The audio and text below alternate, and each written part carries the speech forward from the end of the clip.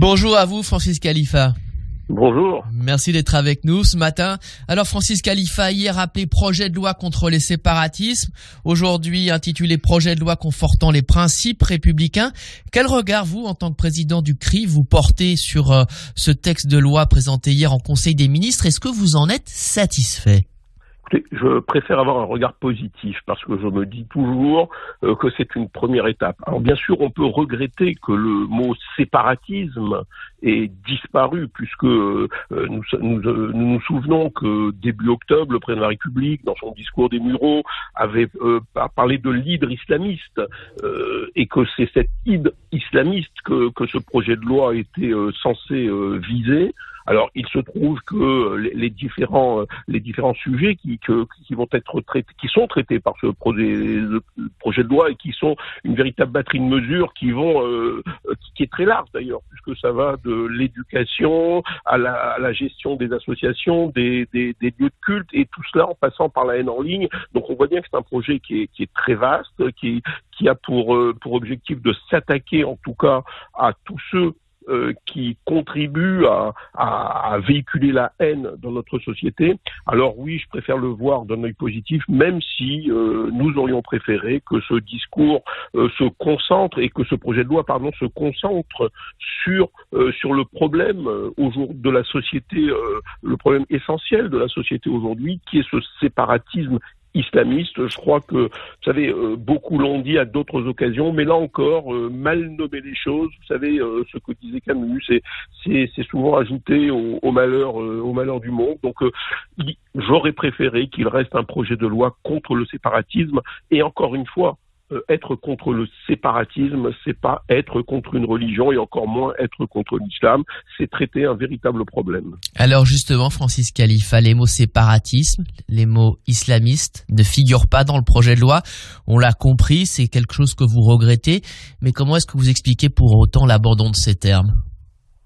Écoutez, l'explication, elle est sûrement de cette volonté de peut-être un peu trop forte de ne pas prendre le risque de stigmatiser, encore une fois, c'est un terme qui est très à la mode, de stigmatiser l'islam et les musulmans. Et je crois que on se trompe parce que les musulmans eux-mêmes ont compris que l'islamisme était ce qu'il fallait combattre et qu'il n'y avait pas de stigmatisation tant que l'on restait dans le cadre du combat contre l'islamisme. Alors c'est vrai que l'on a vu aussi que les pays étrangers, les pays musulmans à l'étranger s'étaient levés vent debout contre la France. On a vu les manifestations dans le monde après les déclarations du président de la République sur justement les caricatures. Et peut-être que c'est aussi une mesure d'apaisement, un message d'apaisement qui est envoyé aux pays musulmans à travers le monde en supprimant justement de ce projet de loi tout ce qui touche directement à l'islam, bien que l'islamisme ne touche pas l'islam. Francis Khalifa, l'historien Georges Bensoussan, que vous connaissez bien, auteur des Territoires perdus de la République, se demande lui si cet exécutif est vraiment prêt à regarder en face et sans détour la réalité de l'islamisme dans ce pays. Est-ce que vous partagez ces doutes ? Écoutez, c'est une question qu'on s'est posée depuis le moment, depuis l'écriture de cet ouvrage qui fait date aujourd'hui et auquel tout le monde se réfère aujourd'hui, mais c'est une question qu'on s'est posée au cours des différents gouvernements qui ont eu à gérer la France. On se pose souvent la question de savoir jusqu'où sommes-nous prêts à aller pour vraiment combattre ce séparatisme et faire disparaître ce séparatisme. Parce que on voit bien que tout ce qui est écrit dans ce livre aujourd'hui correspond à une réalité que tout le monde admet. Alors c'est toute la contradiction, à laquelle on est confronté aujourd'hui, c'est qu'il y a une réalité que peu de gens nient en tout cas et que le gouvernement ne nie pas.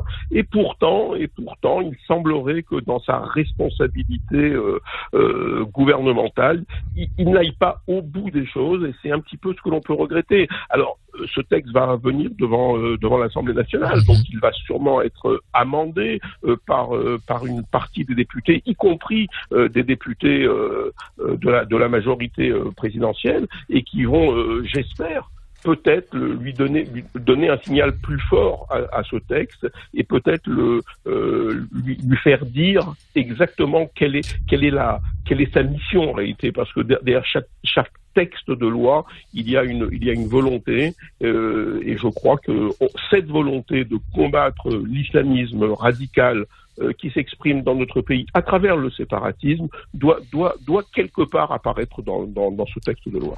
Dernière question avec vous, Francis Khalifa. Ce matin, j'aimerais vous demander ce que vous pensez des propos, bien sûr, de Gérald Darmanin en octobre dernier, qui s'en est pris au rayon de viande halal et cachère dans les supermarchés. Selon lui, la commercialisation de ces produits relève du communautarisme et alimente le séparatisme contre lequel le gouvernement lutte.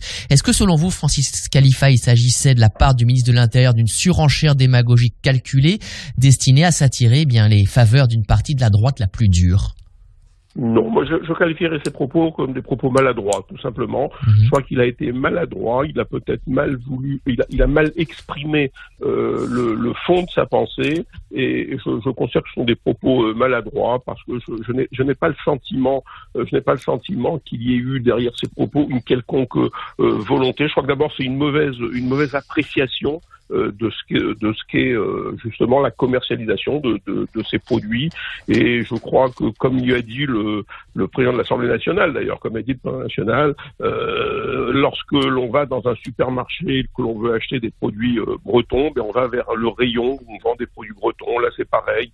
Il est évident que pour tous, c'est un problème de facilité, surtout pour que le consommateur puisse retrouver, rassembler les produits qui ont motivé sa venue dans le magasin. Donc je crois que non, c'est un faux. Je crois que c'est une maladresse, et je ne vois pas d'autres volontés derrière tout ça.